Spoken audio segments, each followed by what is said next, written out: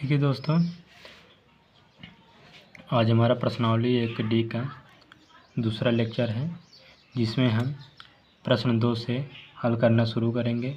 ठीक है, प्रश्न 2 में क्या कह रहा है कि ऊपर दिए गए प्रश्न में उन परिमेय संख्याओं के दशमलव प्रसारों को लिखिए जो शांत हैं। ठीक, इसके पहले जो पहला सवाल बताया, तो पहले सवाल में जो संख्या हमारा परिमेय संख्या था जो शांत है, उसी को हमें दूसरे सवाल में, दूसरे क्वेश्चन में लिखना होगा। ठीक है, देखिए पहला हमारा है 17/8। हमने क्या कहा था, 8 का गुणनखंड करेंगे तो हमारा 2 की घात 3 आएगा। ठीक, जब 2 की घात 3 आया तो 2 हमारा संख्या नीचे है, जब भी 2 आएगा तो हमारा शांत होगा। ठीक, और दूसरा हमारा क्या है, दूसरा हमारा 1600। देखो इसे गुणनखंड करेंगे 2 और 5 दोनों संख्या आएगा। ठीक, 2 और 5 दोनों संख्या आएगा, ये भी हमारा क्या था, शांत था। ठीक, पहले सवाल में भी हमारा शांत था।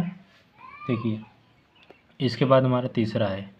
ठीक, तीसरा भी हमारा शांत था क्योंकि हमने हल किया था। हल करने पर हमारा जो मान आया था, ठीक, 2 घाते 3 5 घाते 2, ये भी हमारा क्या था, शांत ही था। समझ में आया दोस्तों, चलते हैं आगे। देखिए 3 टर्म हमारा हुआ। अब देखते हैं और हमारा कौन सा शांत था। हाँ, हमारा चौथा सवाल जो था 1 के, वो भी हमारा शांत था। 35/50 इसका गुणनखंड करेंगे 2 और 5 दोनों के रूप में आएगा, इसलिए ये भी हमारा क्या हो जाएगा, शांत था। ठीक, इसके बाद हमारा क्या था, देखिए 6/15। ठीक, तो ये हमारा शांत नहीं होगा। इसके अलावा ये भी हमारा शांत नहीं होगा।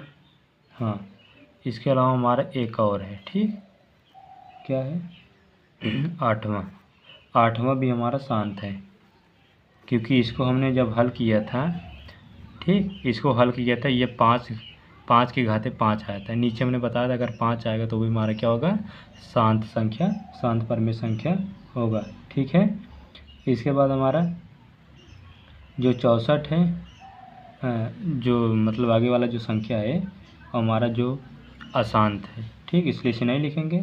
फिर हमारा आगे भी संख्या हमारा वो भी हमारा अशांत है, इसलिए नहीं लिखेंगे। हमारा जो पहले सवाल में जितना शांत था वह हमने क्या लिया, वह पूरी संख्या हमने यहाँ पर लिख दी। और यही बोला था कि जो पहले वाले सवाल में जो शांत रहेगा उसी को हमें क्या करना है, लिखना है। ठीक है, तो हमारा दूसरा सवाल पूरा हुआ। चलते हैं तीसरे सवाल पर। और तीसरा सवाल हमारा क्या कहा है कि निम्नलिखित परिमेय संख्याओं में से कौन सी संख्या को शांत दशमलव के रूप में निरूपित कर सकते हैं। ठीक है, शांत दशमलव संख्या के रूप में निरूपित करना है, तीसरे सवाल में यही कहा है। ठीक, तीसरे सवाल में हमारे पास 4 ऑप्शन है। पहला बोला है हमारा जो 1/20 है, क्या यह हमारा शांत दशमलव में है या नहीं है। ठीक, अगर नहीं है तो इसे नहीं निरूपित करेंगे। ठीक है, अगर है तो निरूपित करेंगे। देखिए पहले हम क्या करेंगे, इसे हल करेंगे। एक तुम्हारा ऊपर रहेगा 20 का गुणनखंड करिए तो 2 × 2 × 5 आएगा। ठीक, 2 दूना 4, 4 5 20, गुणा करने में हमारा इतना आया। ठीक, अब इसे हम करेंगे 2 घाते 2 होगा, गुणे में 5 होगा। और हमने पहले जो पहला सवाल था उसमें बताया था कि नीचे अगर हर में हमारा 2 और 5 आए तो हमारा क्या हो जाएगा, शांत हो जाएगा। ठीक, शांत परिमेय संख्या होगा। बोलो क्या इतना बात सही है। ठीक है, समझ में आया, परिमेय संख्या है। ठीक, आगे देखते हैं अगला हमारा क्या है, दूसरा हमारा है 1/27। 1/27, अब इसको हल करके देखेंगे। ठीक है, जो हमारा 1/27 है, अब 27 का गुणनखंड करिए कितना होगा। ठीक, करिए 3 × 3 × 3।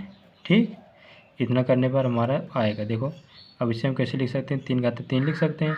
हमने क्या बोलता है, नीचे अगर 2 आएगा 5 आएगा, अगर दोनों संख्या साथ में आए तो हमारा परिमेय संख्या होगा, नहीं तो हमारा क्या हो जाएगा, अपरिमेय संख्या हो जाएगा। ठीक, अशांत। ठीक है दोस्तों, तो हमारा अशांत अपरिमेय संख्या,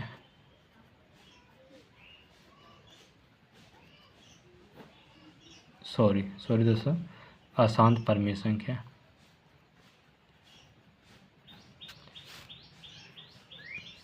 ठीक है, इतना समझ में आया। चलते हैं अब तीसरे का तीसरा देखते हैं क्या है। तीसरा सवाल हमारा है 3/5। 3/5। अब देखो 3 भी हमारा 5, देखो यहाँ पर भाज्य संख्या एक ही है, तो अब यहाँ पर हमारा क्या होगा, ये शांत होगा कि अशांत होगा। देखिए हमने बताया था नीचे 5 होगा तो हमारा एक कैसे हो जाएगा, शांत परमेय संख्या। शांत परमेय संख्या। ठीक है दोस्तों, इतना बात समझ में आया। चलिए आगे चलते हैं। ठीक, हमारा क्या है चौथा, देखिए 1/15। 1/15। अब हर जो है हर का गुणनखंड करेंगे। ठीक, तो गुणनखंड करेंगे 3 गुणे हमारा 5 आएगा। हमने यही बोला था अगर केवल 5 हो तो हमारा पर शांत होगा, अगर 2 होगा तो भी शांत होगा। लेकिन यहाँ पर हमारा देखो 2 और 5 के अलावा हमारा 3 आए, इसलिए हमारा ये कैसे हो जाएगा, ठीक, अशांत परमेय संख्या। ठीक है दोस्तों, अशांत परमेय संख्या। ठीक है, इतना समझ में आया। तो हमारा तीसरा सवाल पूरा हुआ। अब चलते हैं हम चौथा सवाल में। हमारा चौथा सवाल क्या कर रहा है, देखते हैं।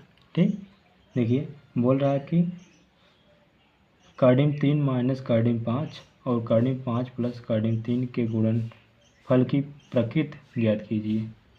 इसका क्या करना है, हमें प्रकृति ज्ञात करना है। ठीक है दोस्तों, प्रकृति कैसे होगा, देखिए लिख दे रहे हैं, सवाल दिया गया है, दिया गया है। ठीक है, क्या दिया गया है,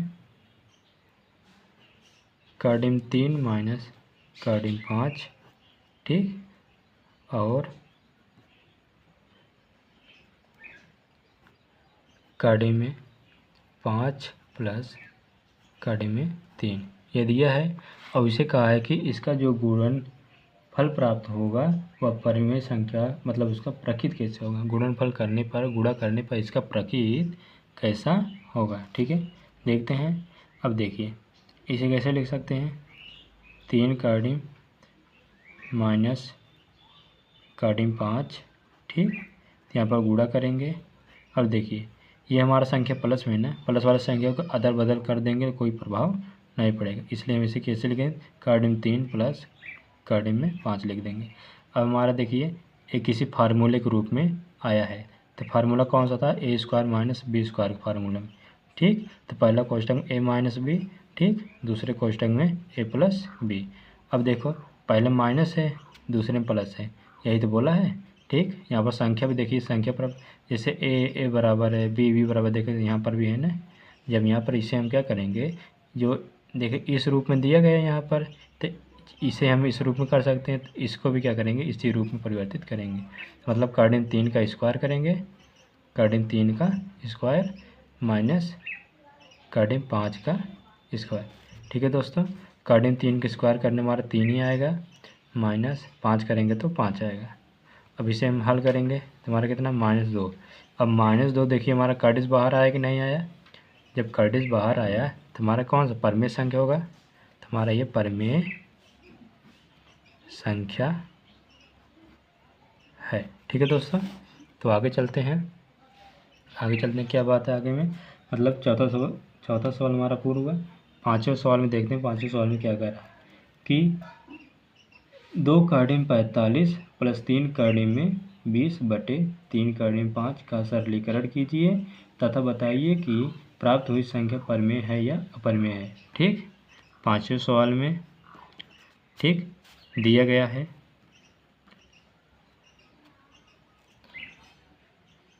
दिया गया, ठीक, क्या दिया गया है, देखते हैं। 2 कार्डिन में 45 प्लस 3 कार्डिन में 20 बटे में है, ठीक, बटे में है 3 कार्डिन में 5। ठीक है दोस्तों, देखिए अब यहाँ से कार्डी है, इसे कैसे लिख सकते हैं, इसे देखिए 2 कार्डी में, ठीक, कार्डी का अंदर खंड करेंगे, गुणनखंड कर लीजिए, यहाँ पर हो जाएगा 5 गुणे 9 होगा, फिर अगला जो आएगा +3, ठीक। कड़ी के अंदर इसका भी गुणा करेंगे तो देखो 5 × 4 होगा, ठीक। समझ में आया। अब देखो जो हमारा ये वैसे ही रहेगा जो नीचे है। अब देखो कड़ी के अंदर इसमें हमारा 5 दिख रहा है, कड़ी के अंदर इसमें हमारा 5 दिख रहा है। हम क्या कर सकते हैं, इनमें से हम कड़ी में 5 कॉमन कर सकते हैं, कड़ी में 5 कॉमन कर सकते हैं। तो कॉमन कर ले रहे हैं कड़ी में 5, और जो बचेगा उसे हम कड़ी के अंदर लिख लेंगे, ठीक है। और फिलहाल देखिए ये जो हमारा है 9, एक पूर्ण संख्या है कि नहीं, ये तो बाहर हो जाएगी, ये तो कड़ी के अंदर रहेगा। इसका स्क्वायर करेंगे 3, यानी जब स्क्वायर किया जाता है इसके ऊपर जो लगा कड़ी है वह हट जाता है, ठीक। बाहर निकल के आएगा 3। समझ में आया दोस्तों, ठीक है। प्लस रहेगा, इधर देखो, इधर समझा रहे हैं, ठीक है।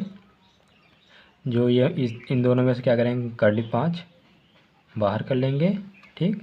अब देखिए ये जो हमारा 9 है इस पर कड़ी लगा है, 9 के 3 का स्क्वायर है। हम क्या करेंगे, जब स्क्वायर करेंगे हमारा कड़ी कट जाएगा, ठीक है।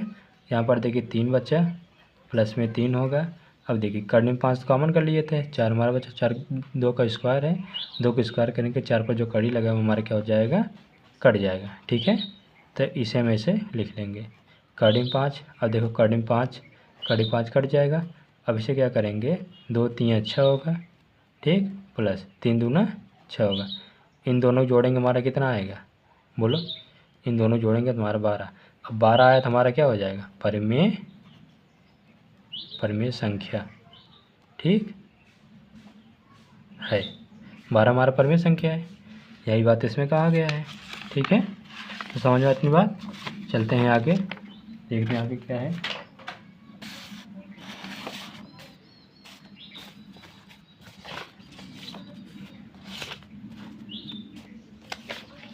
देखो ठीक है दोस्तों, देखो हमारा 5 सवाल तक हो गया है, एक सवाल और हमारा बच्चा है, ठीक।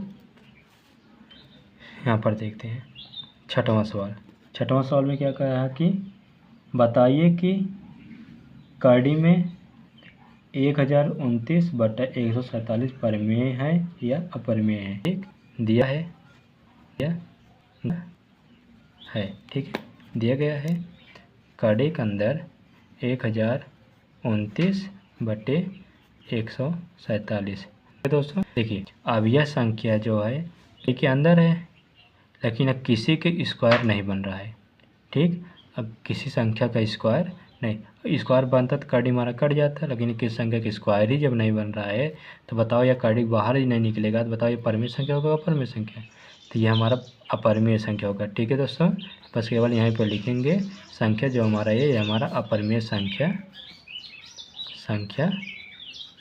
ठीक है, ठीक है दोस्तों।